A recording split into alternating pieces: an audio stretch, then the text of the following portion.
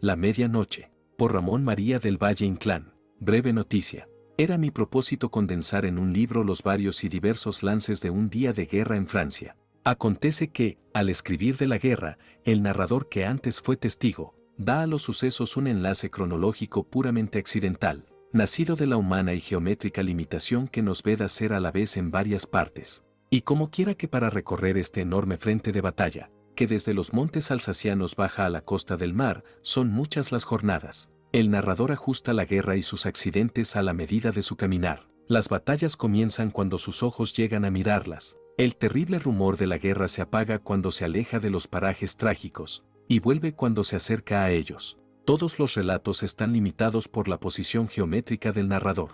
Pero aquel que pudiese ser a la vez en diversos lugares, como los teósofos dicen de algunos fakirs, y las gentes novelescas de Cagliostro, que, desterrado de París, salió a la misma hora por todas las puertas de la ciudad, de cierto tendría de la guerra una visión, una emoción y una concepción en todo distinta de la que puede tener el mísero testigo, sujeto a las leyes geométricas de la materia corporal y mortal. Entre uno y otro modo habría la misma diferencia que media entre la visión del soldado que se bate sumido en la trinchera, y la del general que sigue los accidentes de la batalla encorvado sobre el plano. Esta intuición taumatúrgica de los parajes y los sucesos, esta comprensión que parece fuera del espacio y del tiempo, no es sin embargo ajena a la literatura, y aún puede asegurarse que es la engendradora de los viejos poemas primitivos, vasos religiosos donde dispersas voces y dispersos relatos se han juntado, al cabo de los siglos, en un relato máximo, cifra de todos, en una visión suprema, casi infinita, de infinitos ojos que cierran el círculo. Cuando los soldados de Francia vuelvan a sus pueblos, y los ciegos vayan por las veredas con sus lazarillos, y los que no tienen piernas pidan limosna a la puerta de las iglesias, y los mancos corran de una parte a otra con alegre oficio de terceros, cuando en el fondo de los hogares se nombre a los muertos y se rece por ellos. Cada boca tendrá un relato distinto, y serán cientos de miles los relatos, expresión de otras tantas visiones, que al cabo habrán de resumirse en una visión, cifra de todas. Desaparecerá entonces la pobre mirada del soldado, para crear la visión colectiva, la visión de todo el pueblo que estuvo en la guerra, y vio a la vez desde todos los parajes todos los sucesos. El círculo, al cerrarse, engendra el centro, y de esta visión cíclica nace el poeta, que vale tanto como decir el adivino. Yo, torpe y vano de mí, quise ser centro y tener de la guerra una visión astral, fuera de geometría y de cronología, como si el alma, desencarnada ya, mirase a la tierra desde su estrella. He fracasado en el empeño, mi droga indica en esta ocasión me negó su efluvio maravilloso. Estas páginas que ahora salen a la luz no son más que un balbuceo del ideal soñado. Volveré a Francia y al frente de batalla para acentrar mi emoción, y quién sabe si aún podré realizar aquel orgulloso propósito de escribir las visiones y las emociones de un día de guerra. Filo de medianoche encendí la lámpara, me puse delante, y mi sombra cubría el muro. Abrí el libro y deletreé las palabras con que se desencarna el alma que quiere mirar el mundo fuera de geometría. Después apagué la lámpara y me acosté sobre la tierra con los brazos en cruz como el libro previene. Artepius, astrólogo siracusano, escribió este libro, que se llama en latín Claves Mayores Sapientae. La medianoche. Capítulo 1. Son las 12 de la noche. La luna navega por cielos de claras estrellas, por cielos azules, por cielos nebulosos. Desde los bosques montañeros de la región alsaciana hasta la costa brava del mar norteño, se acechan dos ejércitos agazapados en los fosos de su atrincheramiento, donde hiede a muerto como en la jaula de las hienas. El francés, hijo de la loba latina, y el bárbaro germano, espurio de toda tradición, están otra vez en guerra. 200 leguas alcanza la línea de sus defensas desde los cantiles del mar hasta los montes que dominan la verde plana del Rin. Son cientos de miles, y solamente los ojos de las estrellas pueden verlos combatir al mismo tiempo, en los dos cabos de esta línea tan larga, a toda hora llena del relampagueo de la pólvora y con el trueno del cañón rodante por su cielo. Capítulo 2. Las trincheras son zanjas barrosas y angostas. Amarillentas aguas de lluvias y avenidas las encharcan.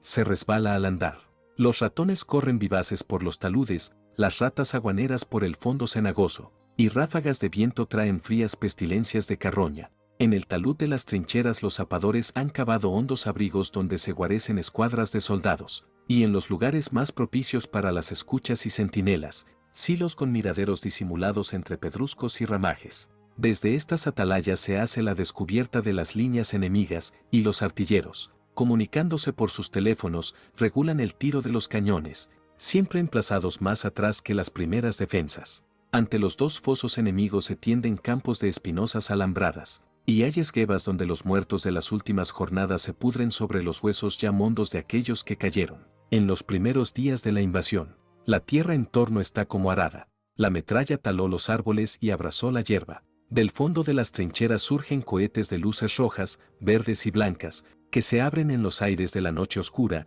esclareciendo brevemente aquel vasto campo de batallas. Corre una alerta desde los cantiles del mar norteño hasta los bosques montañeros que divisan el Rin. Capítulo 3. En las sombras de la noche, largos convoys que llevan municiones al frente de batalla ruedan por los caminos. Los cohetes de las trincheras abren sus rosas en el aire. Los reflectores exploran la campaña y la esclarecen hasta el confín lejano de bosques y montes. Se muestra de pronto el espectro de un pueblo en ruinas, quemado y saqueado, mientras por la carretera, en el ostrego del reflector, corre cojeando algún perro sin dueño. Al abrigo de los bosques, filas y filas de carros esperan inmóviles la orden de ruta, con los soldados de la escolta descansando al borde del camino y fumando una pipa de tabaco belga. Se oye el cañón, cuando lento, cuando en vivo fuego de ráfagas, y los soldados hacen conjeturas con palabras breves, casi indiferentes.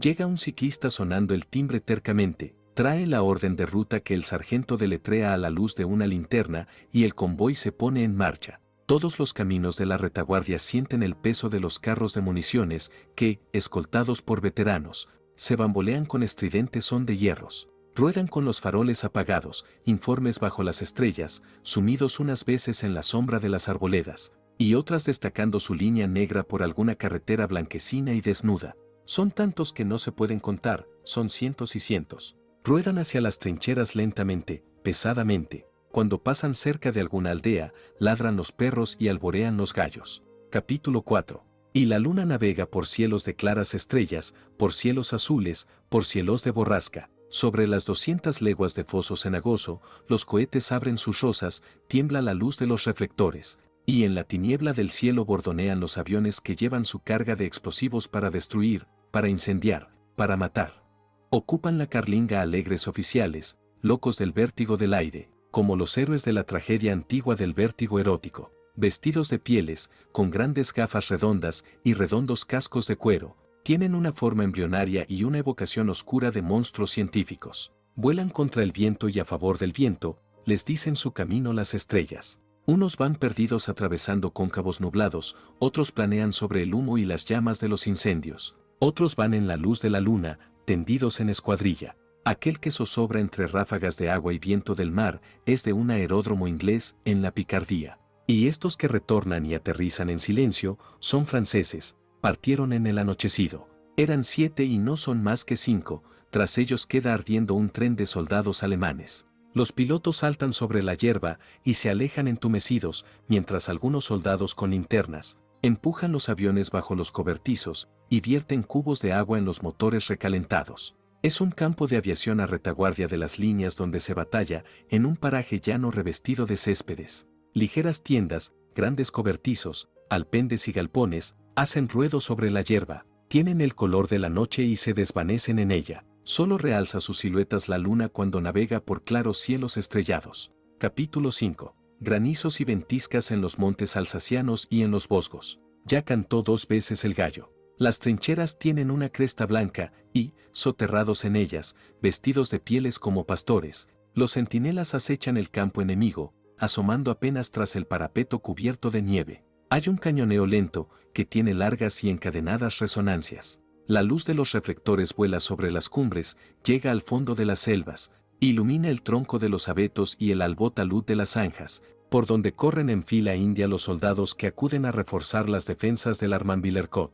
El viejo Armando, en la jerga de los peludos. Sobre el sudario de la nieve, los cohetes abren sus rosas de colores. Entre San y Metzeral se ha iniciado un fuego de ráfagas, y en los puestos de escucha, los canes, agazapados a la vera de los soldados, se avisoran. Capítulo 6. El sargento de un retén, en lo alto de la montaña, destaca 2 centinelas de pérdida, salen cautelosos, arrastrándose sobre la nieve, se sumen en la noche. La trinchera alemana, toda bardelada y defendida por espinosa red de alambre, está al otro lado de un calvero, no más lejos de 100 pasos. Las grandes balas cruzan silbando, y, de tiempo en tiempo, un abeto viene a tierra con sordo rumor de marejada. Los soldados corren en pequeños grupos, la cabeza vuelta, los hombros levantados. Cruje otro tronco. La metralla está cegando el bosque, donde cae una bomba fulmina una llama. Los dos centinelas de pérdida se arrastran cautelosos, y, cuando el ostrego de los reflectores explora y revela el campo, quédanse aplastados. Con las carnes estremecidas, pisan sobre un montón de cadáveres medio enterrados en la nieve. Al pisar, parece que se les incorporan bajo los calcañares. Los dos centinelas pasan sobre los muertos llevándose su olor, ya tocan las alambradas, y en aquel momento una violenta sacudida los echa por los aires con las ropas encendidas. El repuesto de cartuchos que llevan en las cananas estalla como una cuetada, caen ardiendo, simulan dos peleles. De los cascos sale una llama azul. Los soldados franceses, desde sus trincheras, miran el suceso con pena. En el observatorio de Langenfeldkopf, un teniente murmura hablando con su compañero. Los boches han reforzado sus defensas con un cable eléctrico, imitando lo que hicimos nosotros en la Indochina. Capítulo 7. Los alemanes, aprovechando la oscuridad de la noche, salen de sus trincheras y llegan a las defensas avanzadas de los franceses. De pronto el ladrido de un perro da el alerta, y la luz de un reflector los descubre arrastrándose sobre la nieve,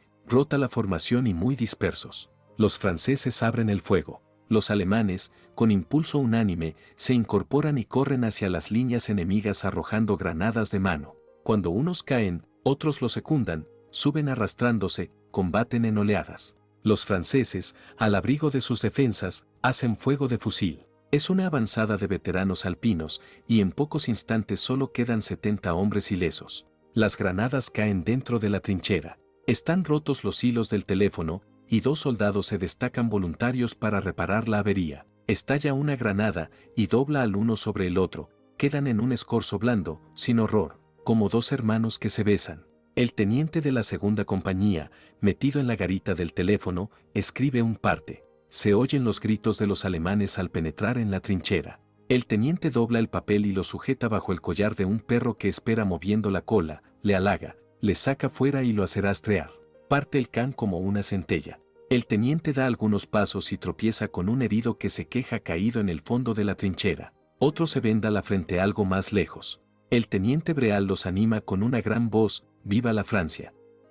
Arriba los muertos, y los muertos se levantan, y hay una gran basculada dentro de aquel foso lleno de oscuridad, de fango y de tumulto. Dos ametralladoras francesas rompen el fuego sobre el árido descampado por donde avanzan los alemanes. Sus tiros se cruzan metódicamente como una expresión matemática, indiferente y cruel a los hombres. A través de la selva nevada huye la sombra del can, corre al flanco de un foso, entra por una senda donde están detenidos muchos carros en fila, aparece y desaparece. Salva de un salto el ramaje de los abetos caídos sobre el camino, corre con el ijar sobre la tierra, bajo la luz de los reflectores se agacha igual que hacen los soldados. Vuelve a vérsele sobre la orilla del foso, rastrea, desciende por el talud, se mete por el fondo y, moviendo la cola, entra en una casamata. Dos oficiales escriben a la luz puntiaguda de un quinqué, y el can, haciendo corcovos, se coloca entre ellos, de manos sobre la mesa. El teniente Roussel le halaga y saca el parte que lleva sujeto en el collar. Comienza a leerlo, y el otro oficial lo va silabeando delante del teléfono: Comandancia de Brigada. Transmito parte del teniente Breal. 2. Compañía de Cazadores Alpinos. Fuerzas alemanas, con un golpe de mano, han conseguido penetrar en nuestras defensas. Me sostengo con los hombres que me quedan, pero necesito ser auxiliado urgentemente. Tengo el mando por desaparición del capitán Duchesne. Teniente Breal. Capítulo 8. Entre San y Metzeral el cañoneo de tarde en tarde se enrabia, pero luego decae en su terca y lenta medida. Los dos fosos enemigos galguean por negros bosques y resonantes quebradas, cuando despeñados, cuando cimeros. Cruje astillado el tronco de los abetos, y al doblarse bajo la tempestad de nieve y de metralla, el ramaje ciega los caminos. Metzeral está ardiendo, y la vislumbre de las llamas corre sobre las aguas del río, a una y otra orilla. Las casas muestran sus esqueletos rojos y humeantes, caen sordamente los muros y las techumbres. Desde el comienzo de la guerra resplandecen todas las noches las hogueras de Metzeral. En los pórticos de las iglesias, bajo las rotas arcadas, se guarecen mujeres y niños. Las vacas de un establo andan perdidas sonando las esquilas. En las calles abandonadas se amontonan huchas, camas y ropas. Un matrimonio con 2 niños mira arder su casa, acurrucado al abrigo de otras casas en ruinas. El hombre tiene en brazos al más pequeño, y la mujer llora con los dedos enredados en la mata despeinada. El infante se queja con un balido, y el padre le contempla sin hablar, llenos de tristeza los ojos. A su lado, con la cabeza sobre un cesto boca abajo, duerme una niña, el padre la ha cubierto con su chaquetón, y asómanle los pies calzados con zuecos y medias azules. La madre se levanta con un repente y descubre el rostro pálido del pequeño, se muere. Se muere. ¿No ves que se muere? Ya no tenemos hijo. El hombre calla, y la mujer mira al marido, no puede ser que le tengas constantemente. Debes estar muerto. Dámele, el hombre mueve la cabeza. Entonces la mujer llora, qué horror de guerra. Éramos tan felices, la pequeña se revuelve bajo el chaquetón, se incorpora sobresaltada, dando gritos. Se murió nuestro bebé. Se murió nuestro bebé. El padre murmura sombríamente, aún no, también responde el balido triste. La madre arrebata al niño de los brazos del padre, el niño tuerce los ojos, tiene una sacudida, y de la nariz afilada le afluye un hilo escaso de sangre negra. La hermana sigue gritando, se murió nuestro bebé. Se murió nuestro bebé, el padre la toma en brazos y pega su rostro contra el rostro de ella, calla, hija mía. Calla, la pequeña comprende, y, sofocando los sollozos, besa suavemente, la barba del padre. Pero luego torna a suspirar, se murió nuestro bebé. Y comienza la madre, se lo llevó Dios. Se lo llevó Dios. Se lo llevó Dios, tiene el gesto obstinado, y los ojos secos. Con 2 dedos oprime los párpados rígidos de su niño muerto. Los cazadores alpinos desfilan hacia las trincheras, pasan sin verlos, encorvados bajo la borrasca de nieve. Se hunde el techo de una casa, y en las calles desiertas resuena el galope de las vacas perdidas, con el tolón de los cencerros. El cañoneo, terco y lento, no cesa entre las 2 hogueras de San Imetzeral. Capítulo 9. Los ecos de la guerra se enlazan desde la costa norteña hasta los montes alsacianos. Al estampido de las bombas surgen las llamas de los incendios, arden las mieses y las sobrecogidas aldeas, y las ciudades que lloran al derrumbarse las torres de sus catedrales. Caen miles y miles de soldados en la gran batalla nocturna, y quedan rígidos y fríos bajo el temblor de las estrellas. Las escuadras se aclaran de pronto, a veces, rompiéndose por el centro para buscar el ataque de flanco, a veces bajo una bomba que estalla y abre en ellas brecha como en el fuerte muro de un castillo. Las ametralladoras cruzan sus fuegos haciendo raya, desgranan sus tiros sobre anchos espacios, arrasan las líneas de soldados, unos caen al modo de peleles recogiendo grotescamente las piernas, otros abren los brazos y quedan aplastados sobre la tierra, otros se doblan muy despacio sobre el hombro del camarada, y entre tan diversos modos de morir, se arrastran los heridos oprimiéndose las carnes desgarradas, sintiendo fluir por entre los dedos la sangre tibia, dilatados los ojos con el horror de ser hechos prisioneros. Miles de cañones hacen fuego en batería, y bajo el impulso de los grandes proyectiles, se abre el aire con aquella queja dilatada y profunda que tienen las gatas al parir. Por caminos que cavaron los zapadores y alcanzan hasta la línea de fuego, los camilleros conducen a los heridos. El primer socorro se les prestó en la trinchera al amparo de profundas casamatas que tienen charcos de sangre en el piso terreño y el aire impregnado de olor a cloroformo. Sobre la cuneta de las carreteras, procurando el socaire de bosques y colinas, esperan inmóviles, en largas hileras, los carros de la Cruz Roja. Las ambulancias están en la retaguardia, repartidas por los graneros y establos de las quintas, en las salas de los castillos, en los cafés con espejos rayados y tules para las moscas, en las cuevas de los pueblos aún ardiendo. El dolor de la guerra estremece y conforta el alma de Francia. Capítulo 10. Nieblas espesas en la costa del mar. Ya cantó 2 veces el gallo. Las estrellas tiemblan sobre la gran plana inundada de las Flandes. Cerca de Ferns, en un estero, la marinería desembarcada de la escuadra forma la vanguardia. Sopla el viento del mar, y la resaca arrastra hacia la orilla los cadáveres amoratados e hidrópicos de algunos soldados alemanes. Flotan entre aguas, una ola los levanta en la espumosa cresta, otra ola los anega. Sus botas negras y encharcadas se entierran en la arena, sus grandes cuerpos hinchados tumban sordamente. La escuadra de marineros que acordona la playa permanece silenciosa, mirando al horizonte rizado y sin fondo. Son pescadores de Normandía y de Bretaña, mozos crédulos, de claros ojos. Almas infantiles valientes para el mar, abiertas al milagro y temerosas de los muertos. Muchos rezan en voz baja, acordándose de las apariciones en los cementerios y en los pinares de sus aldeas. Otros trincan aguardiente y humean la pipa, tal vez alguno prueba a cantar. La luna navega en cerco de nieblas, y los cuerpos hidrópicos de los soldados alemanes vienen y van con la resaca. Capítulo 11. Un teniente de navío, acompañado de un condestable, baja por la ribera redoblando las guardias. Saluda la marinería, y todos, como niños, sienten que se disipa en presencia del jefe aquel miedo a los difuntos que les hace rezar y cantar. Un cabo de cañón sale de la fila y se destaca sobre el camino, la mano a la altura de la sien. Con licencia, mi teniente, nos autoriza Usía para ponerles velas. Y señalaba los cadáveres de los boches embarrancados en la playa. El teniente comprende y sonríe, no será mejor enterrarlos, salvo su parecer, mi teniente, mejor es ponerlos velas y que se los lleve el viento. De un grupo de marineros salen diferentes voces, que se los lleve el viento. Que se los lleve el viento. Son voces graves, temerosas y atónitas, su murmullo tiene algo de rezo. Un marinero de la costa bretona se santigua, los vivos y los muertos no deben dormir juntos.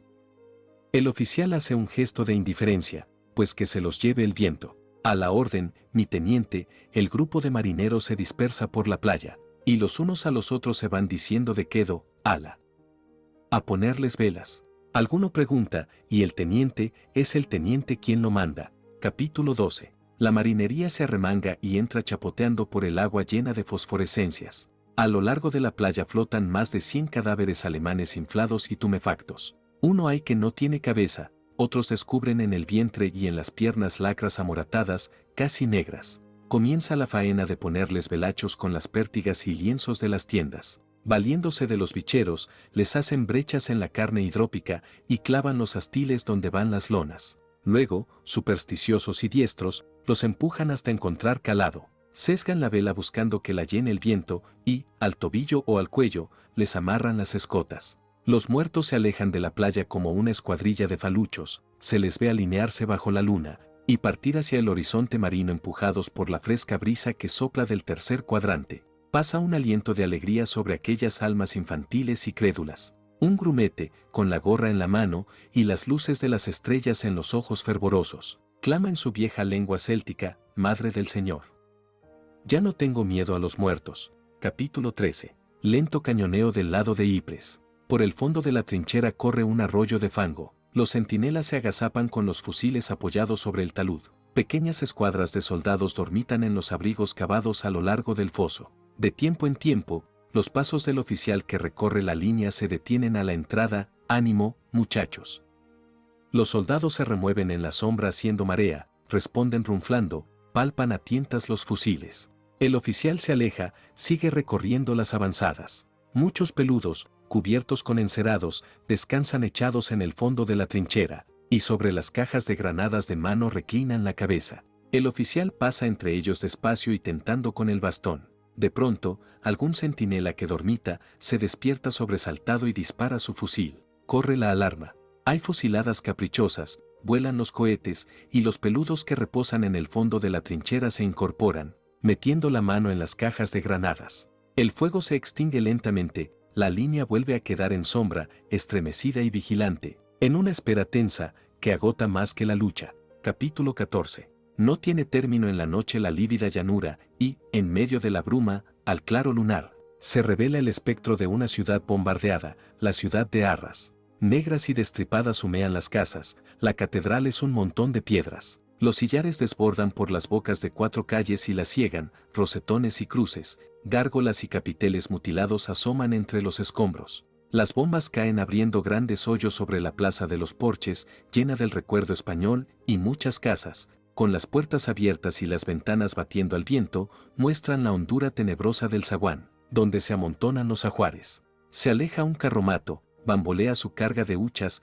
cacerolas y colchones, en lo alto va una cuna. La ciudad parece abandonada. Hay parajes donde las casas se aplastaron y esparramaron por tierra como los castilletes que levantan los niños, y calles enteras donde los esqueletos permanecen en pie, con las fachadas en escombros, mostrando los interiores burgueses, en una angustia de abandono. llena de gritos de mujeres y llanto de niños asustados que se agarran a las faldas. En una costanilla, al abrigo del bombardeo, cargan otro carromato. Hay un grupo de mujeres que se besan. El mayoral pone prisa, y al cabo montan en el carro los que se van, una viuda con 2 hijas, 2 muchachas pálidas, el cabello despeinado, los ojos llorosos.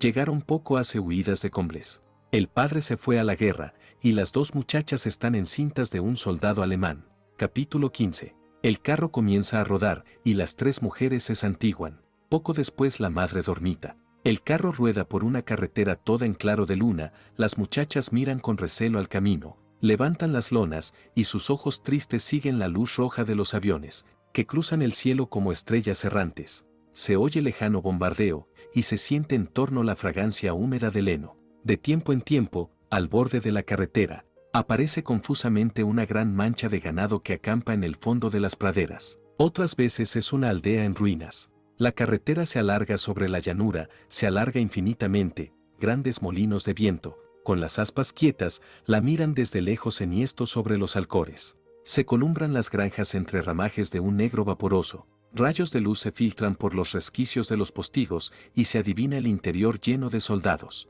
Una de las muchachas asoma la cabeza por entre las lonas del carro e interroga al mayoral con la voz llena de pena: «¿Falta mucho, amigo?». El mayoral responde confusamente, con la pipa entre los dientes: «Menos que al principio». La niña sonríe apenas, cierra los ojos y se oprime la cintura: «Se me abre el cuerpo de dolor». Capítulo 16. De pronto el carro se detiene bamboleante y el mayoral salta a tierra. Vacía la pipa, renegando la golpea contra la llanta de una rueda y se la guarda en la zamarra. Las 3 mujeres se miran asustadas. La madre interroga a las muchachas: «¿Qué sucede, hijas mías?».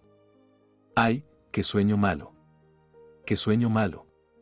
«¿Pero qué sucede?». El mayoral levanta la lona y saca una pértiga del fondo del carro. «No hay que asustarse, señoras. Es un caballo muerto». Estaba tendido en medio de la carretera, casi llenándola de lado a lado, rígido, negro, enorme. Tenía rasgado el vientre y el bandullo fuera, en un charco de sangre pegajosa. El mayoral, metiéndole la pértiga y apalancándola por debajo del costillar, le arrumba a un lado del camino. Queda medio enterrado en la cuneta, con el cuello torcido y las 4 patas en alto. Lástima de bestia. El mayoral salta al pescante y empuña de nuevo las riendas. Las 3 mujeres, como al comienzo del viaje, se santiguan y rezan. Cruza una tropa de jinetes indios, los rostros oscuros, los turbantes blancos. Hay largas hileras de carros inmóviles sobre un lado del camino, carros de ametralladoras, carros de municiones, carros de forraje. Son tantos que no se pueden contar. 2 automóviles pasan veloces, dejan un rastro de polvo y gasolina, conducen oficiales del Estado Mayor. Nueva tropa de jinetes indios, nuevos carros inmóviles a lo largo del camino y una difusa fila de infantes, nebulosos, encorvados, taciturnos, se apoyan en herrados bastones y llevan la mochila a la espalda. Al atravesar una aldea se oye una gaita de escoceses. 2 viejos rurales detienen el carro, el mayoral les entrega la orden de ruta y se la devuelven tras de leerla a la luz de un farol. El carro torna a rodar. Una de las muchachas no cesa en su queja: «Ay, Virgen Santa, se me rompe el cuerpo de dolor». Capítulo 17. Ahora, a uno y otro lado del camino, aparecen campos cubiertos de cruces. Se agrandan sus brazos en el vaho de bruma que llena los ámbitos de la noche y toda su forma se difunde en un halo. Sobre el talud de la carretera reposa larga fila de muertos. Cavan 4 azadones y se percibe el olor de la tierra removida. Anda un grupo de soldados identificando los cadáveres, y los rostros lívidos surgen de pronto bajo el cono de luz de las linternas. Habla una voz en la sombra: «Aquí hay quien no tiene cabeza». Y otra voz lejana interroga: «¿Es un suavo? Un suavo. ¿Le habrá rodado?». Yo recuerdo que se la puse sobre la tripa. Entre la niebla y las estrellas, las figuras, las luces y las voces, guardan el acorde remoto que enlaza la vida y los sueños. Un camillero que pasea a la luz de su linterna cateando por la cuneta de la carretera, da una voz hablando a los del otro cabo: «Ya pareció aquello». Y levanta la cabeza trunca manchada de tierra y de sangre. Otro soldado clava el zapapico en el borde de una cueva que casi le cubre y salta fuera. Está abierta la cama para otros 3 boches. Responden del camino: «Allá van», los llevan suspendidos por pies y por hombros, los brazos les cuelgan rígidos, las manos arañan el suelo. Descansan los azadones, cantan los sapos en el fondo de los prados, y los muertos van al fondo de la fosa. Un capellán castrense bendice la tierra. La tropa se descubre y hace la señal de la cruz. Entre la niebla y la luna danzan las siluetas confusas de dos soldados que apisonan la tierra, y el camillero que ha recogido la cabeza trunca se limpia en la hierba las manos pegajosas de sangre. Luego, para disipar las ideas tristes, todos trincan aguardiente esparcidos sobre la orilla del camino. Capítulo 18. El carro se detiene delante de un hospital con 3 hileras de ventanas iguales, a la entrada de la villa de San Dionisio. Muchas casas tienen hundida la techumbre, otras, derribado algún esquinal. Las acacias de la plaza también muestran las huellas del bombardeo, y son tantas las ramas desgajadas, que cubren el camino como una alfombra. En el hospital,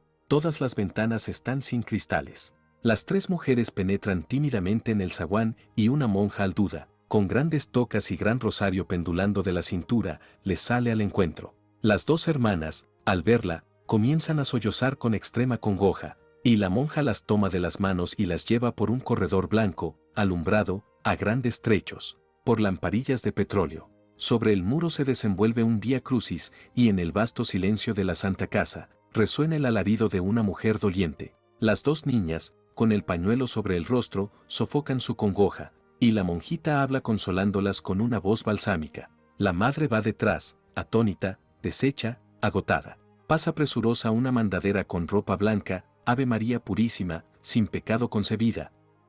Empuja la puerta que hay entornada hacia el final del corredor y brevemente se ve a otra monja vieja, sentada en una silla baja, poniendo los pañales a un recién nacido. Las 2 hermanas vuelven los ojos a la madre y se abrazan a ella crispadas y dando gritos. La profesa las empuja suavemente, las lleva a una sala grande, blanca, cuadrada, fría en fuerza de limpia y desnuda. Capítulo 19. Cuando entra el médico, la monjita se retira a la puerta y espera allí, bajos los ojos y las manos en cruz. El médico es un viejo enjuto, con el gesto apasionado y expresivo de los grandes habladores. Saluda al entrar. ¿Qué tienen estas niñas? Luego, viéndolas afligirse, murmura con la voz conciliadora y simpática: bueno, ya sé lo que tienen. No se apuren, hijas mías. Se sienta cerca de la madre. Primero será bien que nosotros 2 celebremos consejo. La madre mira obstinadamente sus manos cruzadas y alza las cejas. Sí, señor, sí. Usted ya está enterado. De todo, hijas, de todo. Dicen que es la guerra. Mentira. Nunca el quemar y el violar ha sido una necesidad de la guerra. Es la barbarie atávica que se impone. Todavía esos hombres tienen muy próximo el abuelo de las selvas y en estos grandes momentos revive en ellos. Es su verdadera personalidad que la guerra ha determinado y puesto de relieve, como hace el vino con los borrachos. Una de las muchachas murmura crispada: es el odio a Francia. El médico la mira lleno de simpatía y le estrecha la mano: es el odio al mundo clásico, hija mía. Odio de incluseros a los que tienen abolengo. Aquel viejo enjuto, de ojos hundidos, velados por largos párpados como las águilas, tenía en la voz una sinceridad apasionada que comenzaba a ganar el corazón de las 3 pobres mujeres. La madre es blanca, pesada, con el rostro enrojecido por las lágrimas. Hace recordar esas muñeconas ajadas y maltratadas que desechan los niños. De las 2 hijas, solo la más pequeña tiene los rasgos de la madre. Carolina, la mayor, es alta, delgada, con una palidez lunaria y los ojos negros, cargados de tristeza. Aún no ha desaparecido por completo la sonrisa de su boca, que debió ser llena de gracia. Tiene el cabello fosco, y cuando lo aparta de la frente, descubre sobre las sienes 2 rincones de locura. Enriqueta, la menor, es rubia, muy infantil, y tan blanca y fina de tez, que toda la cara tiene escaldada de llorar.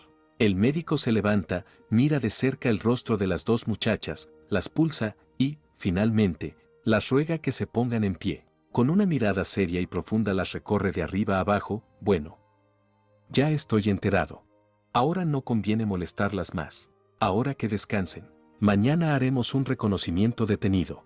La mayor de las muchachas se dejó caer en la silla, tapándose la cara con las manos. Doctor, yo no quiero tener un hijo de los bárbaros. No quiero llevar este contagio conmigo. Si usted no me liberta de esta cadena, yo me mataré. Acabó en una crisis nerviosa, torciendo los ojos, rechinando los dientes y levantándose con grandes botes de la silla entre los brazos de la madre y la hermana, que habían acudido a sostenerla. Salió de aquel estado pálida, ojerosa, contrita, hablando en voz muy tenue, con una expresión de dolor desvalido, de vida miserable que se acaba, haber nacido para esto. Haber vivido para esto. Capítulo 20. Cerca del amanecer llega un convoy de heridos. Bajo las acacias desmochadas se tienden 40 carros de la Cruz Roja. Falta sitio, y las monjitas belgas, refugiadas en aquel hospital de una villa francesa, ofrecen sus celdas y sus lechos, blancos como altares, para los soldados de la República. Los corredores rebosan de heridos. Yacen las camillas a uno y otro rumbo del muro, formando una vía dolorosa llena de quejas y largos ayes. Algunos heridos leves, pálidos y soñolientos, con los vendajes salpicados de sangre y de barro, descansan en los bancos del locutorio. La escalera está llena de soldados dormidos, con las mochilas por cabezal, se arrebujaban en pardas mantas, exhalaban un vaho húmedo, son bisoños aspeados y tan rendidos de fatiga, que, al entrar bajo techado, tiran la mochila por delante y se tumban. Los corredores están llenos de movimiento, de voces y de lodo. En el camino que forman las dos hileras de camillas, los clavos de las fuertes botas militares dejan su impronta. Al ruido de los pasos, una mano, que muestra su lividez bajo la suciedad del barro y de la pólvora, levanta el hule del cabecero: me muero de sed. Me muero de sed, es una voz sofocada. Se ve la frente envuelta en vendajes de gasa con roúls de sangre fresca, y todo el rostro desaparece bajo los vendajes. De otras camillas se escapa una queja débil, de otras palabras acalenturadas, estertores, gritos de delirio. También hay algunas en silencio profundo, como féretros. Los gritos, las suplicaciones, las frases caóticas devanadas sin tregua, hacen Babel. Un herido no cesa de gritar: los ingleses. Los ingleses, retiembla la camilla, saca los brazos agitando las manos: los ingleses. Los ingleses, y siempre lo mismo, el mismo sopor inexpresivo en el grito, el mismo pensamiento oscuro dando vueltas como la piedra de un molino. Era más angustioso de oír que una queja desgarrada. Otro herido da voces heroicas, otro ríe con gran jolgorio: no te vayas, Juana. Escucha, Juanita. Ja, ja. Si no te pellizco. Capítulo XXI. En la sala de operaciones, blanca e iluminada, médicos y enfermeros con delantales. No se dan reposo lavando heridas, restañando la sangre, rasgando vendajes. Sobre los tableros de mármol, las lámparas de alcohol levantan sus lenguas azules. Los ayudantes desinfectan tijeras y pinzas. El olor del cloroformo, olor a manzanas, satura el aire. El Dr. Verdier murmura mientras desnudan a un herido: me temo que seamos desbordados. Si te gusta el audiolibro, suscríbete para que no te pierdas nuestras próximas obras maestras. Este audiolibro fue descargado de Audiolibros YouTube. Habrá que ver de habilitar la iglesia, porque aquí pronto nos faltará sitio. ¿Y paja? Tendremos paja para hacer camastros. Está librándose una gran batalla. Se oye el bombardeo lejano y constante. Patrullas de caballería, carros de ametralladoras, convoys de municiones escoltados por tropas de infantes, desfilan sin intervalo por la única calle de la villa, para ir a perderse en la bruma del suroeste. Capítulo 22. Desde hace muchos días, ingleses y franceses bombardean sin tregua las líneas alemanas. En tierras de Flandes y Picardía, todos los caminos de la retaguardia están llenos de carros y de tropas. No cesan de cruzar automóviles del Estado Mayor. En algunos parajes el barro es tanto que los soldados se entierran hasta la cintura y los carros no pueden rodar. Largos convoys quedan horas y horas detenidos sobre la cuneta de las carreteras, al socaire de los árboles que desmocha la metralla, horas y horas, hasta que llega una orden con el cambio de ruta. La vasta línea del horizonte se abre con el relámpago de los cañones, son tantos que su claridad se enlaza, y parece un enorme pestañeo de la tierra en tinieblas. Desaparecen los ejércitos en el silo de sus parapetos y en la negra llanura sin hombres. El estruendo de las bocas de fuego tiene la resonancia religiosa y magnífica de las voces elementarias en los cataclismos. Las tropas acantonadas en la retaguardia sienten el impulso unánime de correr hacia adelante. Los soldados abren el corazón a la victoria, y los caballos saludan con sensuales relinchos el caliente olor de la pólvora. En medio del horror y de la muerte, una vena profunda de alegría recorre los ejércitos de Francia. Es la conciencia de la resurrección. Los artilleros, enterrados en sus casamatas, regulan el tiro de los cañones con un sentido matemático y devoto, como artífices que labrasen las piedras de un templo.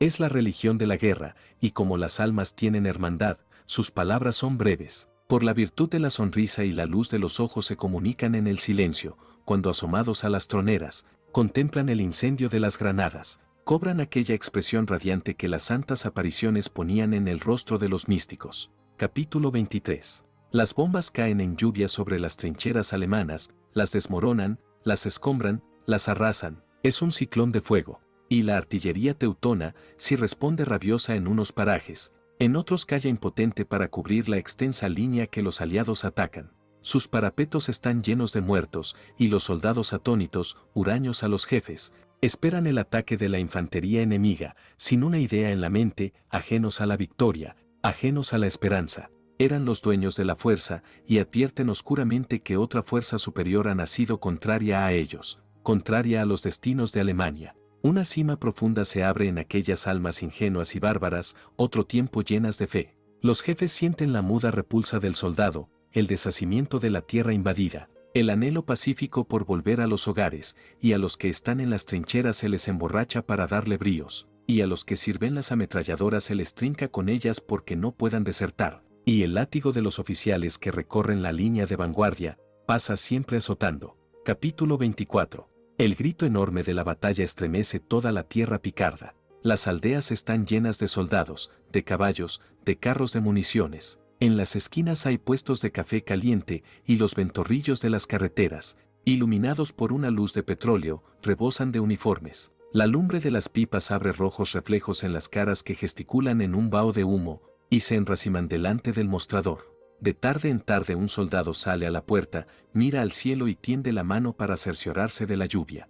A lo largo del camino, carros de ametralladoras, carros de forrajes, carros de municiones, carros de artillería. Esperan la orden de ruta, cruzan automóviles con oficiales y se pierden rápidamente en la niebla. Cruzan ciclistas con el fusil en banderola, jadeantes, obstinados sobre los pedales, y patrullas de caballería, y escuadras de infantes. Canta en la noche una gaita de escoceses, los cohetes abren sus rosas en el aire, los reflectores exploran la campaña, y los carros vuelven a rodar deshaciendo las carreteras. 3 hogueras, 3 grandes hogueras, roullín sobre la llanura, 3 aldeas que los alemanes, al retirarse, han puesto en llamas. Capítulo 25. Algunos artilleros duermen sobre el heno en el establo de una granja, y el imaginaria da voces golpeando en la puerta, orden de partir.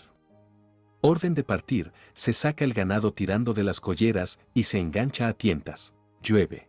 Los artilleros, malhumorados, van de una parte a otra como sombras, cochino tiempo, se tropiezan, se injurian, hacen estallar los látigos sobre las ancas de los caballos. Una voz interroga, ¿se sabe a dónde vamos? Y otra voz responde, al baile de las peladillas, que noche de aguas. Los caballos alargan el cuello sacudiendo las orejas bajo la lluvia. En la oscuridad, los hombres y las bestias con su halo de niebla tienen una lentitud incorpórea. No puede distinguirse quién habla, y las voces están llenas de vaguedad, como si viniesen de muy lejos. Cochino tiempo y cochina guerra. ¿Cuándo acabará esto? Esto no acaba nunca, un soldado grita enfurecido, «¡Soo! El diablo tiene este ladrón!». «¡Soo!», fanfan, los conductores en el pescante de los carros, templan las bridas y restallan el látigo. La batería está formada sobre la carretera fangosa. En una esquina, al abrigo de la iglesia, brilla el anafre de una vieja que vende café y aguardiente a los soldados, que, inclinados sobre el cuello de sus caballos, le tienden los vasos. La vieja va de unos en otros con la mano puesta sobre la faltriquera llena de calderilla, buena suerte, Mousins. La batería rueda por la carretera llena de baches, entre ráfagas de lluvia y ráfagas de viento que aborrasca la crin de los caballos. La oscuridad es tan densa que los artilleros, sentados sobre los armouns, no alcanzan a ver el tiro delantero, y la silueta del guía aparece apenas como una sombra indecisa y movediza. Los soldados guardan silencio, entumecidos y desalentados. De tarde en tarde, un gruñido, cochino tiempo, cochina guerra, y esto no acaba nunca. Esto lo acabarán las mujeres. Un soldado destapa la cantimplora del aguardiente y se la ofrece al que va a su vera en el armón. El otro trinca, es un viaje de recreo. ¿Y a dónde nos llevarán los señores, a dónde no hagamos falta? En llegando, nos mandarán retirarnos. Si tuvieran goteras los autos del Estado Mayor, los armouns rebotan en los baches. El barro salpica la espalda de los artilleros. El látigo estalla sobre las grupas de los caballos que galopan contra el viento y la lluvia, levantada la ola de la crin. A lo largo de las líneas hay un silencio lleno de recelos. Se oye el resoplar de un tren que derrama su cabellera de chispas en la cerrazón de la noche. Capítulo 26. Las argonas. Lluvia y viento. Lluvia y viento a todo dar de Dios. Una silenciosa escuadra de peludos avanza en fila india chapoteando en el barro de la trinchera. El cabo explora el camino con una linterna sorda que abre ráfagas de luz en la negrura del foso. Son 16 hombres tristes y entumecidos, 16 voluntades sumisas al destino de Francia. Avanzan por la trinchera anegada, resbalando, cayendo, levantándose cubiertos de cieno, resignados al viento, a la lluvia y a la muerte. De tiempo en tiempo, entre el sordo rumor de su marcha, se percibe el entrechoque de palas y zapapicos. En algunos parajes, la tufarada de podredumbre escalofría las carnes. En otros, el fuego de los cañones alemanes ha removido la tierra a tal extremo, que de la trinchera no queda el más leve vestigio, y los soldados se extravían en un lago de barro. Tomín, el cabo de la escuadra, explora el campo, y en voz baja da órdenes para abrir el desagüe. Los soldados trabajan con una resignación sombría, y un pozo de odio para aquellos que invaden la tierra francesa, aquellos soldados chatos y brutales que cantan como salvajes, que combaten borrachos, que soportan el látigo de los oficiales, que son esclavos en una tierra donde aún hay castas y reyes. Para los soldados franceses, el sentimiento de la dignidad humana se enraiza con el odio a las jerarquías. La marsellesa les conmueve hasta las lágrimas, y tienen de sus viejas revoluciones la idea sentimental de un melodrama casi olvidado, donde son siempre los traidores, príncipes y reyes. Capítulo 27. Los 16 hombres de la escuadra trabajan en silencio. Están a pocos pasos de las líneas alemanas y el más leve rumor puede descubrirles. Abren una zanja que en pocos momentos se atulle de agua fangosa. Las alambradas rotas y retorcidas salen de entre el barro desgarrándoles la carne y cavan enredados en ellas. Cuando los cohetes se encienden en el aire, los peludos franceses quedan inmóviles en el lago de cieno. De tarde en tarde una ametralladora perdida en la noche desgrana sus truenos. El sonido se esfuma a intervalos en las ráfagas del viento y la lluvia. Tiene repliegues profundos como si tomase la forma quebrada del terreno, se revela de pronto, y de pronto se amengua en una línea llena de dramatismo. Los soldados prolongan la zanja hasta un barranco y el agua se precipita haciendo torrente. Comienza a perfilarse la forma de la trinchera. Aparecen algunos muertos enracimados en el fondo, y los soldados van sacándolos de entre el cieno y alineándolos sobre el talud. Desentierran 2 ametralladoras retorcidas como virutas. El cabo mete su linterna por la boca de los abrigos, la luz tiembla sobre el agua dormida. Las ratas trepan asustadizas por el muro de tierra, y unas botas negras e hinchadas rompen el haz de la charca. Las aguas hacen un círculo en torno. Los pies del muerto tienen un ligero vaivén. El cabo murmura, dejaremos para mañana achicar el agua. Un peludo se acerca, y mete la cabeza atisbando por detrás del cabo, aquí parece que no se ha salvado ninguno. El cabo le mira por encima del hombro, las ratas, esos ya descansan, pues tú no te cambiarías por ellos. Y al cabo, si no hoy, mañana, todos estaremos así. Se alejan encorvados bajo el temporal. Se oye el rumor del agua que baja al barranco. El soldado murmura, si la guerra acabase. Tú, ¿qué gente tienes allá abajo? Mujer y 3 hijos. Y tú, nadie, eres soltero, soy divorciado. El cabo mete la linterna por la boca de otro abrigo. La luz tiembla sobre el agua negra. Un perro de lanas nada teniendo en los dientes el brazo de un cuerpo que se hunde. Se ve la mano lívida. El perro nada hacia la luz. Capítulo 28. Palidecen las estrellas del alba y comienza el relevo de tropas en todo el frente de batalla. Las columnas de soldados avanzan por cientos de caminos. Los que van a las trincheras fuman ahincadamente la pipa y distraen los ojos sobre la campaña. Hablan con ingenua sonrisa, tienen el rostro encendido del frío y el mirar sereno. Por las carreteras se perfilan los largos convoys, unas veces, inmóviles, tendidos a lo largo de los pueblos bombardeados, otras, rodantes, otras, descansando a la sombra de las alamedas. Los soldados que tornan de las trincheras caminan en silencio, dispersos, rezagados, cubiertos de barro, el rostro en gran palidez y los ojos atónitos bajo el ceño obstinado. Las formas de las cosas se revelan en la luz indecisa del alba. Negros trenes cargados de tropas cruzan sobre puentes de bruma, con gran estrépito de hierros, huyen por las llanuras, aparecen y desaparecen entre boscajes, jadean por altos terraplenes. A retaguardia del enorme foso que ondula desde el mar a los montes alsacianos, Los pueblos bombardeados salen de la noche con la expresión trágica de la guerra. Ciudades cercadas por serenos ríos, villas sobre provinciales carreteras, aldeas entre prados, levantan sus ruinas frente al campo de batalla. Las casas, negras del incendio, con la techumbre hundida entre los cuatro paredones, y desmoronándose las tripas de cascote, son ruinas de una emoción árida y acongojada. Muchas ya tienen su recinto lleno de ortigas y lagartos. Los cementerios militares se tienden a la vera de los caminos, entre los pueblos quemados y saqueados. Campos de cruces, húmedos campos de aquel verde triste y cristalino que tiene la emoción remota y musical del divino sollozo con que se ama. Los cementerios marcan la línea de las batallas, y las tumbas francesas y las alemanas están cavadas a la par. La bruma del alba se sutiliza sobre las ruinas, se desgarra en las cruces, vuela ingrávida sobre el enorme foso desde los montes alsacianos a las marinas flamencas, y en este lívido tránsito de la noche al día comienzan a perfilarse las formas de los muertos. Hay parajes donde se amontonan y otros de muchas leguas llenos del canto de los pájaros, como olvidados de la matanza.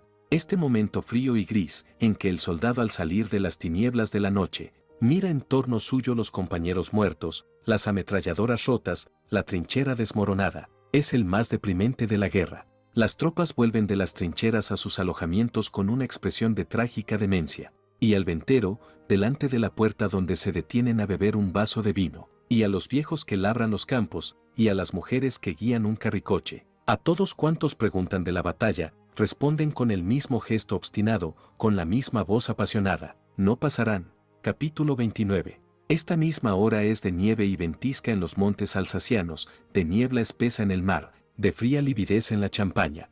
Pero en las 200 leguas de foso cenagoso, lleno de ratas y de resplandores, donde el peludo tirita con las manos doloridas sobre el fusil, estallan las bombas desmoronando los parapetos, desgranan las ametralladoras sus truenos, se abre el eco profundo de las minas. Hay parajes llenos de ardor, de ira y de tumulto, que repentinamente quedan en silencio con sus largas hileras de muertos aplastados sobre la tierra. Grandes vuelos de cuervos se abaten bajo el cielo del alba. Se queja el herido oculto en la maleza, y el que se arrastra por el borde del camino, y el otro cubierto de sangre, que se recuesta sobre el talud de la trinchera, y aquellos tan pálidos, con la frente vendada, que abren los ojos sobre el cabezal de las camillas. Las patrullas exploran el campo, y por las 1000 trochas que arriban a la línea de fuego, van los soldados en difuso deslayo. Para no resbalar en el lodo se apoyan en fuertes maquilas, y por distintas trochas los camilleros vienen y van.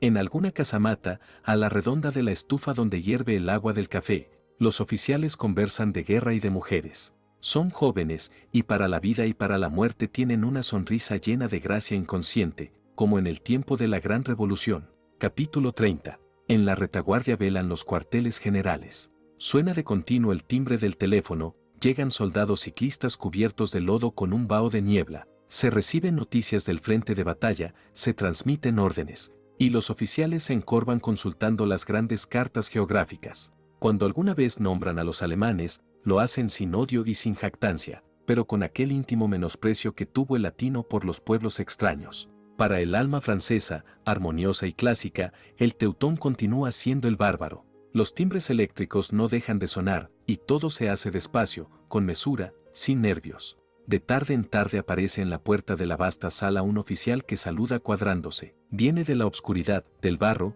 de la lluvia y trae un pliego. El general le estrecha la mano y le ofrece una taza de café caliente. Después le ruega que hable, con esa noble cortesía que es tradición de las armas francesas. Y otra vez los timbres, y las órdenes breves, y el esperar atentos. Capítulo 31. Sobre la gran llanura picarda, la batalla se encrespa. Por el laberinto de zanjas cavado a retaguardia de la primera línea de trincheras y camino para llegar a ellas, avanzan escuadras de infantes ingleses y franceses que corren en fila india, resbalando y chapoteando en el barro, anhelantes por llegar. Las bombas alemanas ruedan, encendiendo los aires en el caos gris de la niebla, y estallan, desmoronando los taludes.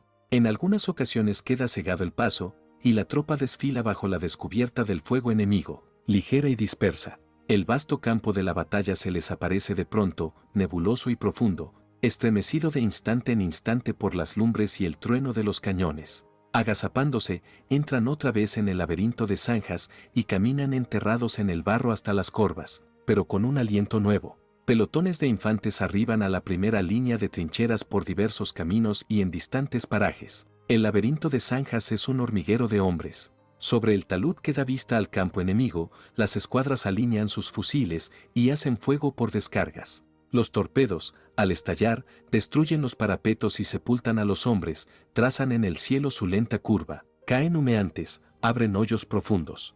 Y, en el fondo de la llanura, flamea sobre el cielo negro el resplandor de 3 aldeas en llamas, rodeadas de clamores, un cerco de mujeres trágicas que abrazan a sus hijos y de viejos que levantan los brazos. Capítulo 33. Filo del amanecer, la infantería de los aliados se lanzó fuera de sus trincheras, asaltando las defensas alemanas. Los soldados, tendidos en ala, corren con la cabeza baja, alentados por el fuego de la artillería, resbalan, caen, chapotean, salvan las zanjas, se desgarran en las alambradas. Alguna vez, en los socavones de las balas desaparecen, sumiéndose lentamente, y el agua fangosa hace remolino en torno de los cascos. Solo las manos asoman pidiendo auxilio, tan hondo cavaron las balas en la tierra.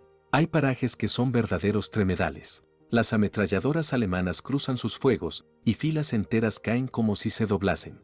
En medio de la humareda, algunos soldados, muy destacados, siguen avanzando a la carrera, la granada en el puño. Las columnas de asalto se suceden en oleadas, los muertos quedan atrás, aplastados sobre la tierra, medio desnudos, desgarradas las ropas por las explosiones, los heridos se arrastran por las esguevas, buscan donde cobijarse y, hallado el seguro, levantan sus clamores pidiendo socorro, nadie me vale.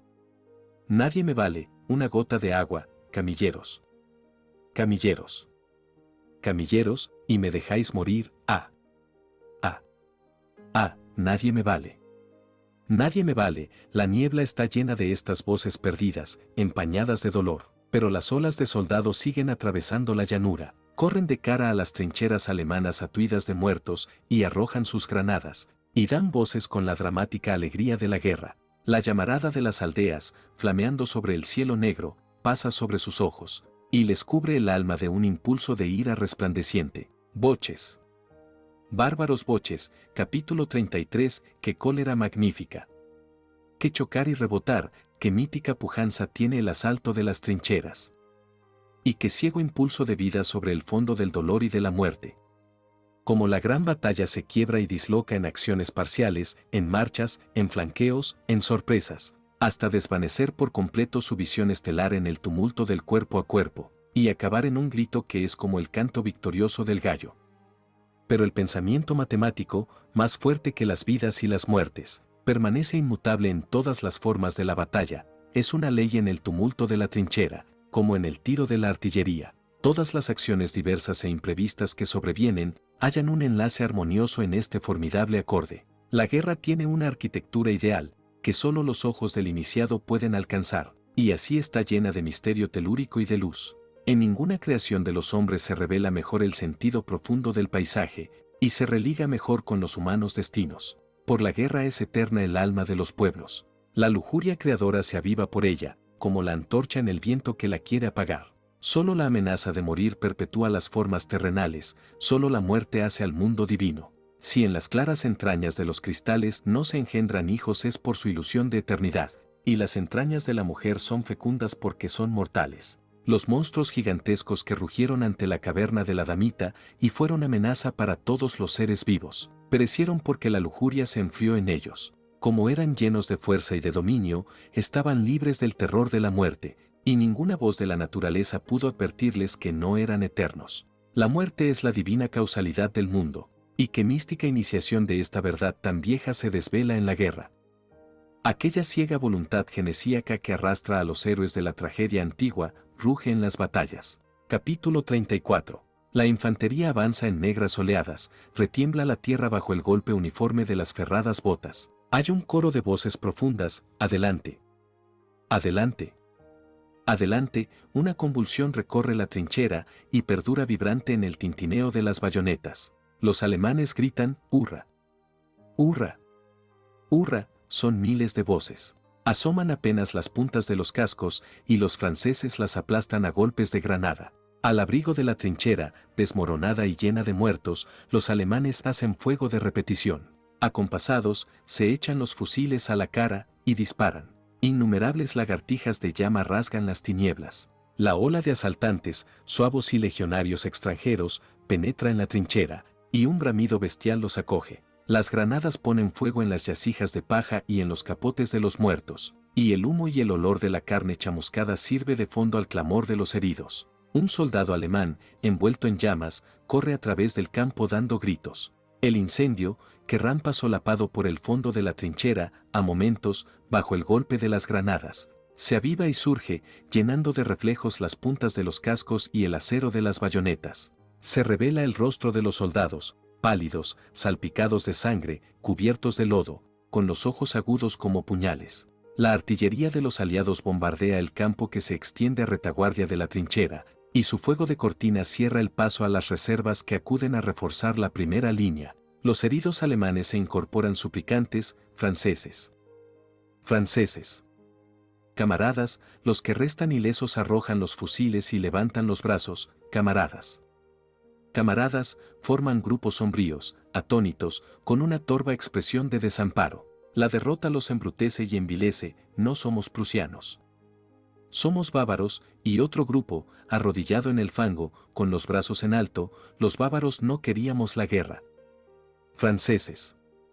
Franceses, camaradas, perdida la esperanza de vencer, ciega como un instinto, ingenua y brutal, parecen bueyes desalentados. Los franceses les conceden cuartel con el gesto orgulloso de la victoria. Capítulo 35. Las tropas inglesas atacan en la izquierda del Ancre. Cientos de cañones, tronando al mismo tiempo, abren sus rojas golas en la bruma del amanecer, y tiembla sobre la tierra un arco de luz. Dura hace 3 días el bombardeo, dominador y tenaz como el alma de la vieja Inglaterra. Las tropas acantonadas en la retaguardia duermen pesadamente en un sopor de olvido y, cuando llega la hora, el silbato de los sargentos las despierta, se incorporan con rumor de ganado, los ojos cargados de visiones. Antes de partir, a la redonda de los bagajes, beben su taza de café caliente, el fusil al hombro, la mochila a la espalda. Con paso uniforme van por las carreteras en columna de A4, los capotes mojados despiden un vaho acre y, a poco de iniciada la marcha, ninguno habla.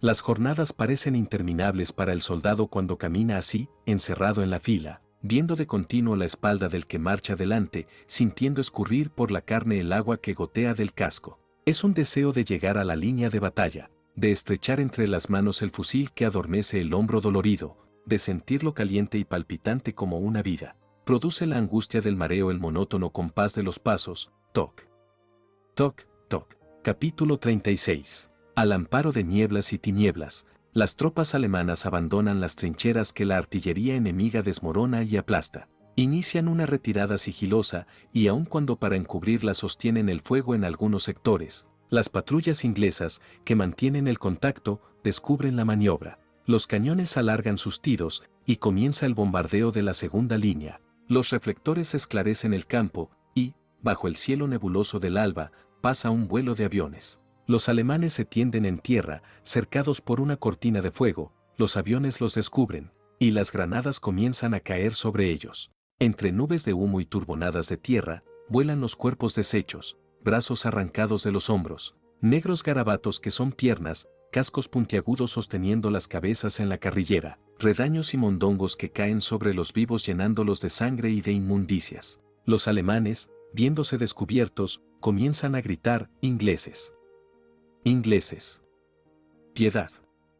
Piedad, que somos hombres, es un mugir de espanto como en los eclipses de sol tienen los toros en la dehesa. Sobre el horizonte tiembla de continuo el resplandor de la batalla, y el tronar de la artillería parece una voz que saliese de los abismos de la tierra. Capítulo 37. La caballería india, distribuida en fuertes escuadras, espera tras la línea de ataque. Un estremecimiento la recorre, espuelas y sables se entrechocan.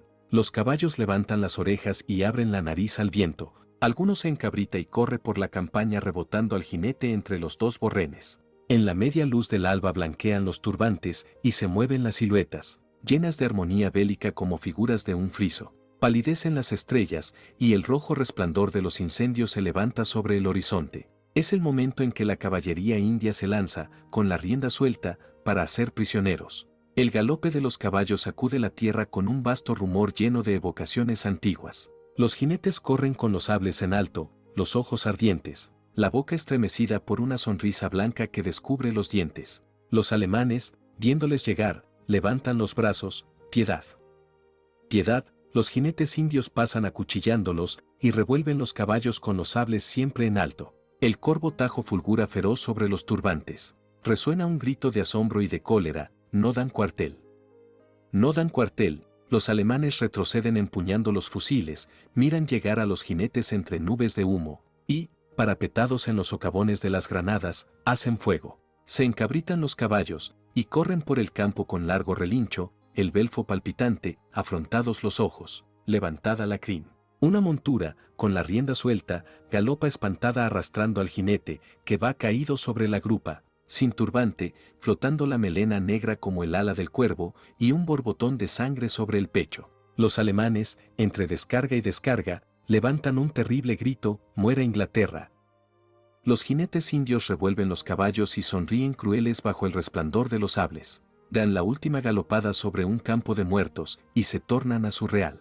Capítulo 38. El cuartel general de Sir Francisco Murray, veterano de las guerras coloniales, está en un palacio de estilo neoclásico, en el fondo de la Picardía. Al cuartel general llegan de continuo las nuevas de la batalla. Bajo la gran avenida de Álamos se cruzan los automóviles del Estado Mayor. Los ordenanzas hablan con los soldados ciclistas que, prontos a partir, esperan al pie de la escalinata. En las vastas salas, apagadas y desiertas, resuena el timbre de los teléfonos. 4 oficiales trabajan en la biblioteca, que tiene las paredes cubiertas de planos militares, y en una estancia inmediata termina la conferencia de 2 generales. Aparecen en la puerta de la biblioteca con los habanos encendidos y una sonrisa jovial. El más viejo tiene grandes bigotes canos y ojos de claro azul infantil enfoscados bajo las cejas. La frente, de una gran blancura, contrasta con las mejillas atesadas y llenas de arrugas. El otro es alto, fuerte, encendido, con anteojos de oro y un gesto de imperio en la boca rasurada. El viejo interroga, hay noticias de los franceses, uno de los oficiales revuelve los papeles que tiene delante, y le alarga una hoja. Aquí está el comunicado, mi general. Bueno. ¿Qué dice? Entre ayer y hoy han hecho 6.000 prisioneros. El general joven interrumpe, nosotros no habremos hecho ninguno. No haremos prisioneros en muchos días. Los oficiales se miraron, y uno aventuró, sin embargo, ayer y hoy nosotros también hemos tenido un gran triunfo. El General Murray hizo un gesto de asentimiento, pero sin prisioneros. Sir Guy Moscard, el general viejo, reía con risa cascada, al mismo tiempo que se llenaba una copa de whisky, sin prisioneros. ¿Verdad, señores, que los partes sin prisioneros son poco decorativos? Sir Francisco Murray le miró como se mira a un niño, dejemos lo teatral para los alemanes. Nuestros partes son partes ingleses. En muchos días no haremos prisioneros, porque es preciso castigar la felonía de aquellos prusianos que se acercaron gritando que se rendían y a mansalva, seguros de que los ingleses no pueden tirar contra el enemigo que se entrega. Atacaron nuestras trincheras con granadas de mano. Sir Francisco Murray hablaba despacio, con un dejo de disgusto. Uno de los oficiales interrogó, mi general, ¿y cuánto tiempo durará la orden de no conceder cuartel? Debía durar hasta el fin. El imperio alemán ha faltado a sus pactos, ha faltado a las leyes de la guerra, ha faltado a todos los usos del derecho de gentes. Pero ahora han sido los soldados quienes olvidaron y mancillaron el honor militar como una tribu salvaje, y hemos de imponerles el castigo impuesto tantas veces por nosotros en África y Oceanía. Sonaba el timbre del teléfono, y uno de los oficiales se levantó. En la biblioteca todos callaban. La luz del alba rayaba en los postigos de las ventanas y parpadeaban las luces. Se advertía en todos los semblantes la huella del insomnio. El oficial que había acudido al teléfono apareció en la puerta. Se confirma nuestro avance. Una gran victoria sin prisioneros. Capítulo 39. En el ápice de la noche y el día, sutiles nieblas vuelan sobre los ateridos campos cataláunicos. Tras las nieblas se perfila la masa de un ejército. Ruedan los cañones y galopan los caballos con rumor sonoro, que se difunde por la vasta plana endurecida de la helada y limitada en su lejanía por azulados bosques. Los oficiales de órdenes caracolean sus caballos al detenerlos frente a los batallones, tendidos en línea bajo las banderas desplegadas. El general Gouraud revista las tropas y decora las banderas con la Legión de Honor. Tiene un brazo cercenado y el rostro curtido por todos los soles, la mirada exaltada y mística, con una luz azul de audacia sagrada. Besa las banderas al imponerles la cruz, y las banderas, rasgadas por la metralla enemiga, flamean sus jirones sobre la figura mutilada del general. Son de una emoción hermana y ejemplar las banderas desgarradas y aquel soldado manco estropeado en la guerra. Cantan los clarines con claras voces, desfilan al galope los jinetes, hacen salvas los cañones, y adelantan las escuadras de infantes acompasando el paso al redoble de los tambores. Una emoción religiosa cubre la vasta plana, y las sombras antiguas ofrecen sus laureles a los héroes jóvenes de la divina Francia. Capítulo 40. Ypres y Arras, Verdun y Reims, San y Metzeral, son grandes campamentos. A lo largo de las carreteras, bajo los árboles desmochados, en la puerta de los ventorros, por los establos de las granjas, todo a la redonda de las heroicas ciudades, está lleno de soldados. Patrullas de caballería, con grande y sonoro estrépito, galopan por las carreteras y atraviesan los dormidos burgos. En el fondo de los bosques, soldados con el torso desnudo sacrifican vacas y novillos. Las reses muertas cuelgan de las fuertes ramas, y las que van a morir rebullen acobardadas, dando tirones al ronzal. Por los verdosos y nebulosos ríos bajan los barcos hospitales. Atracan en los remansos para sepultar a los muertos, y vuelven a navegar, sonando una campana. Grupos de soldados, a la puerta de los alojamientos, limpian las armas, almohazan los caballos, aparejan los tiros y estiban las municiones en los carros. Escuadras de infantes vivaquean en el lindero de los bosques, algunos se bañan en los arroyos, otros, a la puerta de los albergues, entre los carros y las yuntas, fuman sus negras pipas, mientras los fuertes frisones de redondos cascos trituran el pienso de avena, sepultado el hocico en un talego, y humillada la cerviz. Ruedan los convoys en la niebla del amanecer, despacio, con un vaivén pesado. Bajo la lona sucia se perfila la forma rígida de los cañones, y en el izquierdo del tiro cabalga algún soldado veterano, de rojo mostacho partido en dos pábilos, y ojos aldeanos, claros ojos acostumbrados a mirar muy lejos, como los del marino, pero menos bruscos, y más llenos del amor de las cosas. Por todos los caminos que conducen al frente de batalla desfilan los largos convoys, y, para disimularlos a la escudriña de los aviones enemigos, los carros van cubiertos de ramajes. Desfilan abriendo hondas rodadas, y las escoltas, repartidas a uno y otro lado, marchan en silencio. Los carros verdeantes de las ametralladoras tienen un vivo traqueteo, y entre unos y otros ruedan los que conducen las pesadas y plomizas cajas de municiones. En la retaguardia de las trincheras se tienden bosques quemados por los gases asfixiantes, granjas saqueadas, aldeas en escombros, iglesias con el campanario mocho. Es una sucesión de imágenes desoladas que no se interrumpe desde la costa norteña a los montes de Alsacia. En los atrios de las viejas ciudades estallan las granadas, caen las piedras de las catedrales, los pórticos coronados de santos tiemblan en sus cimientos, se rompen los rosetones, y las golondrinas vuelan asustadas por las naves desiertas. En la luz del día que comienza, la tierra, mutilada por la guerra, tiene una expresión dolorosa, reconcentrada y terrible. Fin. Si te gusta el audiolibro, suscríbete para que no te pierdas nuestras próximas obras maestras. Este audiolibro fue descargado de Audiolibros YouTube. Un nuevo audiolibro cada día. Las mejores obras maestras disponibles aquí. Con la mejor voz natural real. Una nueva experiencia. Nosotros leemos por ti.